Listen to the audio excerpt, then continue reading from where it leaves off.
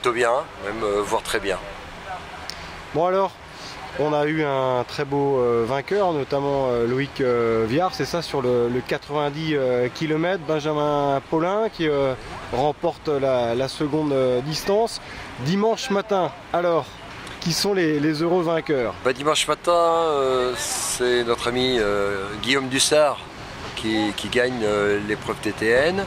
Et puis Carole, alors j'ai oublié son nom de famille, Klein, voilà c'est ça, qui nous vient de la région de Grenoble, qui a gagné vraiment de belle manière.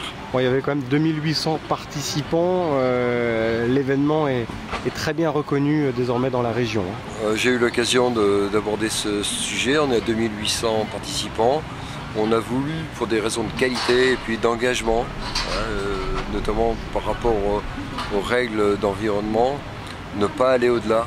On avait dit 1300 coureurs maximum par jour, plus les enfants et les gens de la courue, donc ça faisait 2800. On a tenu parole.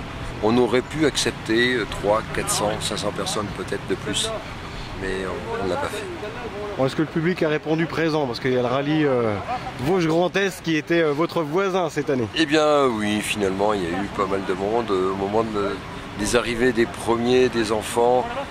On a la chance ce dimanche matin d'avoir 4 courses qui arrivent quasiment en même temps, donc c'est superbe. Est-ce qu'il y a eu des chronos?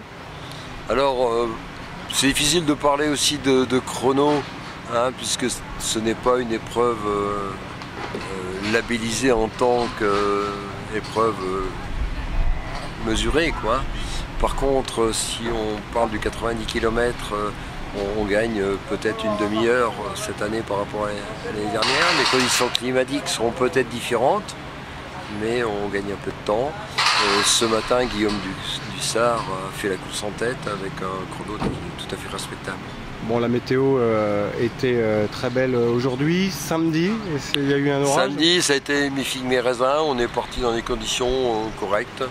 Et puis très vite, on a eu la pluie, plus des nuages importants, du brouillard sur les crêtes, de la fraîcheur.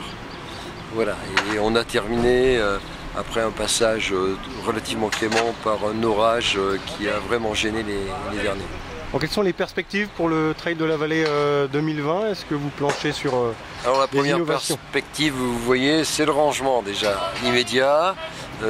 J'en profite pour remercier les 250 bénévoles et puis leur encadrant.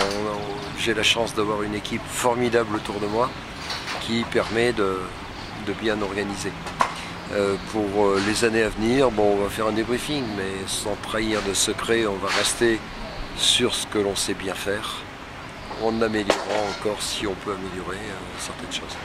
L'arrivée au bord du lac, là, près de l'espace lac, vous voulez perdurer cette Ça c'est indéniable, c'est oui. Ça c'est oui. On a commencé la première année avec 600 concurrents, mais on était dans la montagne. Oui, c'était à la Moselaine. C'était à la Moselaine, donc ça avait ses caractères. On voulait l'aspect champêtre, mais aujourd'hui on serait incapable d'organiser une telle épreuve telle qu'on le faisait il y a 10 ou 15 ans.